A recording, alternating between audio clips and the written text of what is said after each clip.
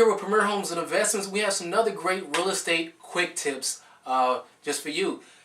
Today's real estate quick tip is, a lot of new investors struggle with this time and time again. And to be quite honestly, there are some advanced investors that struggle with this concept as well. But today's real estate quick tip is on deal evaluation. How to evaluate a deal correctly. Obviously, deal evaluation is everything in real estate business, or as an investor, a real estate investor. This is the cornerstone of your business.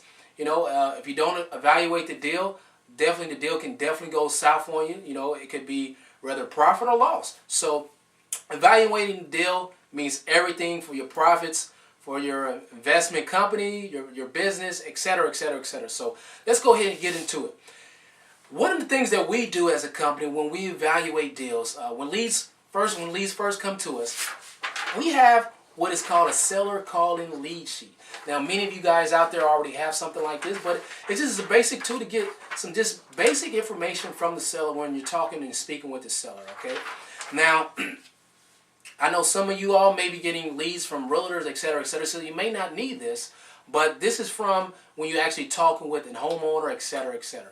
Okay? So when we're on the phone, we're talking to them. One of the things that we do while we're on the phone and talking to them, we go to a site called Zillow. Now, many of you all out there know about Zillow. Now, let me tell you this right offhand. Zillow is definitely not accurate when it comes to getting the market value for your property. But one of the things that Zillow, as well as some of these other sites like Trulia, Cyberhomes, etc., and there's tons of them out there, we kind of get a gauge exactly what the property is worth, okay?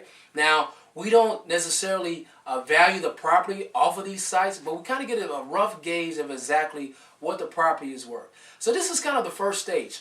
Now, going into the second stage, one of the things that we do is we go ahead and get a property card. Now, a property card is something that you get from the tax assessor's office.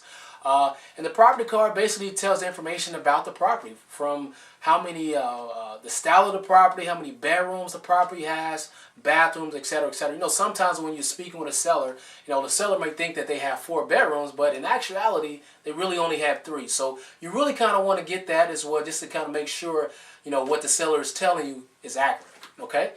Another thing that we do, which is a necessity and a must for all investors, is you need to run comps or comparables from the MLS. Now, I know some of y'all may not be a realtor. I highly, highly, highly encourage you either to become a realtor or to have a realtor on your team. Now, this is something that we'll talk about later on, some other quick tips about developing your team. But having a realtor on your team is a necessity if you're not a realtor, okay? Because you definitely need to have access to the MLS. Now, when you're getting these, what we call comps or comparables for us from the MLS, for your particular property or the lead that comes in, now you definitely want to make sure that when you want to get comps, you want to make sure that you want to get sold comps, active, withdrawn, things like that, and you want to do it within the last 3 months, preferably. Now, obviously, I know that there are cases where some areas may not be, doing too hot or selling, etc., especially in the market that we're in right now. So you might have to go back 6 months. But preferably, you want to do within 3 months, because a lot can change within 3 months. A lot can change from 3 months from now, for the value of a property. So you want to make sure that you kind of get it within that 3-month period. You also want to make sure that it's within a half-mile radius of that particular property, and even in regards to doing that, you want to make sure that it's in that same area, because a lot can change from one block to the next. There are certain areas in the city where literally houses might be worth $200,000 on one block, but then you go down to the next block and the houses are worth $70,000. So you want to keep in mind, kind of be familiar with the area where the property is located at, where you're investing at, etc., okay? When you're getting these comparables, getting these comps, you also want to make sure that the property are like-minded, as far as the same amount of bedrooms, the same amount of baths, that the style of the home is the same. If you're buying a ranch property, you kind of want to look at ranches, or if it's a 2-story home or a split level, etc., colonial, whatever type of the property is, you want to make sure that you're kind of getting the same style and same like-minded property when it comes to the comps as well. Okay. When it comes to the square footage, you want to make sure you're within that 20% range. If a property square footage is about 1,000 square foot, then you want to make sure that you're within that range. You don't want to go more than 1,200 square feet or below 800 square feet. So you want to be within that 8 to 1,200 square foot range, with that 20%. If the subject property is 1,000 square feet. So another thing is also not just from the MLS. You also want to get non-MLS comps as well. Another great service you can go to is RealQuest. It's a site where you can go to. Now, this is a site that you have to pay for, but it's a great tool to use to get comps from the MLS, because all properties are not sold on MLS. Some people sell their properties for sale by owner, so you definitely want to be able to do that as well and see what houses are selling for off of the MLS as well. Another great tool that we use is what is called a deal analyzer, and this kind of analyzes the deals. It's a simple spreadsheet that we use, but it kind of analyzes the deal, and so you can see exactly what the profit is for the if you're wholesaling a property, for instance, you can see exactly what the profit would be for the end investor. You always want to make sure that your buyer investor can make plenty profit off of the deal if you're wholesaling a deal. The same way, if you're actually buying a property and you're rehabbing it yourself, you want to make sure that there's plenty of profit at the end of the road for you to make money off that deal. Now, so the first step is obviously you want to evaluate the deal correctly, and then after that, when you go into the next stage, the third stage is if the deal has enough equity in it, it looks like it's a sound deal, then you want to make an appointment out to that property and go actually look at that property. And then what we do is we take what is called a property repair estimate sheet with us. Now what this does is it kind of gives it a rough estimate of exactly how much it takes to fix that property up.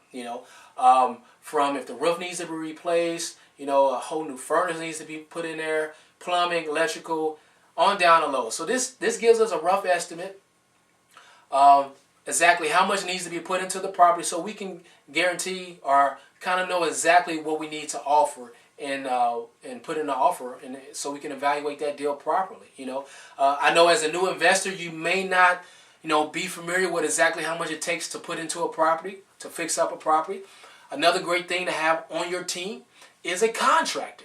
You can get contractors to come out to you to the property, and they can give you bids on that property. And another great thing about that is, they can give you a free bid, but you can also include that if you're wholesaling a property in your wholesale package, so that your end buyer knows exactly how much it takes to fix that property, and there they already have a contractor right then and there, so that they can go to fix that property. So it's a win-win-win situation for everybody around. Okay.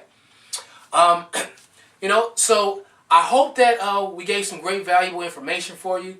Again, if you don't have access to the MLS, I highly suggest that you get access to the MLS. Get a realtor on your team, someone who can pull comps for you. You want to be able to get a realtor who can get back to you very quickly. You don't want to have a realtor where they might not get back to you for the next day or two, etc., etc. Good deals do not last long. Okay. Good deals do not last long. Let me say that for the third time. Good deals do not last long. So you definitely want to be able to jump on that as quickly as possible. So you want to have a good realtor on your team who can get your access to those comps, get it back to you as quick as possible from the MLS. Another thing that you may want to do is, a lot of the leads obviously that come in, if you do a lot of marketing like we do, are not necessarily deals that we can necessarily buy, because there's not a tremendous amount of equity. In those situations, we refer those leads over to other realtors. Because those are some great listing leads for realtors like you. So if you're a realtor out there and you're looking for some good listings, definitely get in contact with us, because we can always refer you over to those leads. And if you're out there and you're doing a lot of marketing and you're not doing anything with those leads, you definitely want to be able to refer those over to other realtors as well, so that you can maybe get some type of referral from those leads as well. So, and those realtors can pull up comps for you. So it's definitely a win-win situation in working with investors and realtors simultaneously. So one of the things I just want to leave you with is, I think one of the best advices that I can give you in regards to deal evaluation is, if the numbers do not work, don't try to make them work. Don't try to force a key, in the lock. If the lock just doesn't want to work, turn. So don't force it.